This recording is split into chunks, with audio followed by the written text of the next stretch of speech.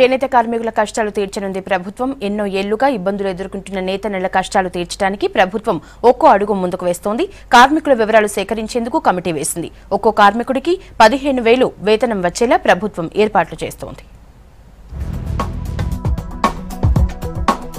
దేశంలో చేనేత కార్మికులకు ఫేమస్ సిరిసిల్ల ప్రాంతం. రాజన్న సిరిసిల్ల జిల్లాలో దాదాపు 30,000 పవర్ లూమ్లు, 15,000 మగ్గాలున్నాయి. ఇక్కడ 70% మంది కార్మికులు మరమగ్గాలపై ఆధారపడి జీవిస్తున్నారు. సరైన పని లేక ఆత్మహత్యలు చేసుకున్న కుటుంబాలు ఎన్నో ఉన్నాయి.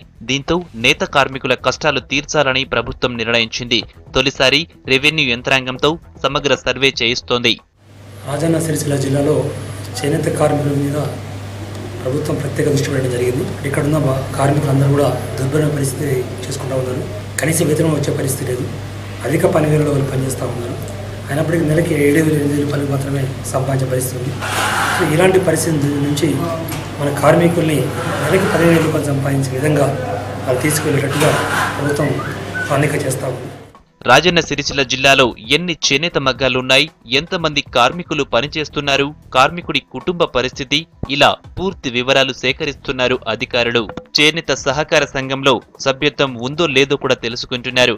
మగ్గాలపై ఎటువంటి బట్టలను ఉత్పత్తి చేస్తున్నారు, ఇందులో చీరలు, డ్రెస్ మెటీరియల్స్, టవల్స్, బెడ్షీట్స్ లాంటి వాటితో పాటు ఏ నూలు వినియోగిస్తున్నారన్న వివరాలు సేకరిస్తున్నారు. ఈ నెల 5వ తేదీలోపు ప్రభుత్వానికి నివేదిక అందించనున్నారు అధికారులు.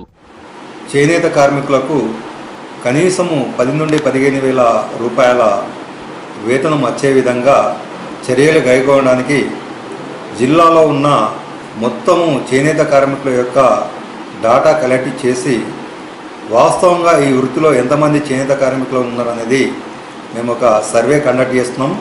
ఈ సర్వే అనేది సంబంధిత రెవెన్యూ అధికారులకు అప్పగించడం జరిగింది.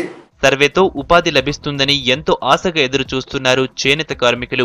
అయితే కొన్ని బోగస్ చేనేత కార్మికుల సంఘాలు ఉన్నాయని చెబుతున్నారు కార్మికులు. చేనేత పవర్స్ లూమ్స్ నడిపి బతుకుతాను. ఈ టైంలో కడుపు నిండడం లేదు.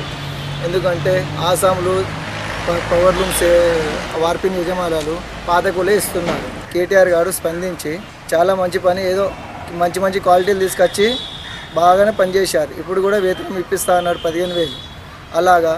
ఇలాగే 15,000 ఇస్తే ప్రతి ఒక్క వర్కర్ చాలా మంది మంచిగా ఉంటారు.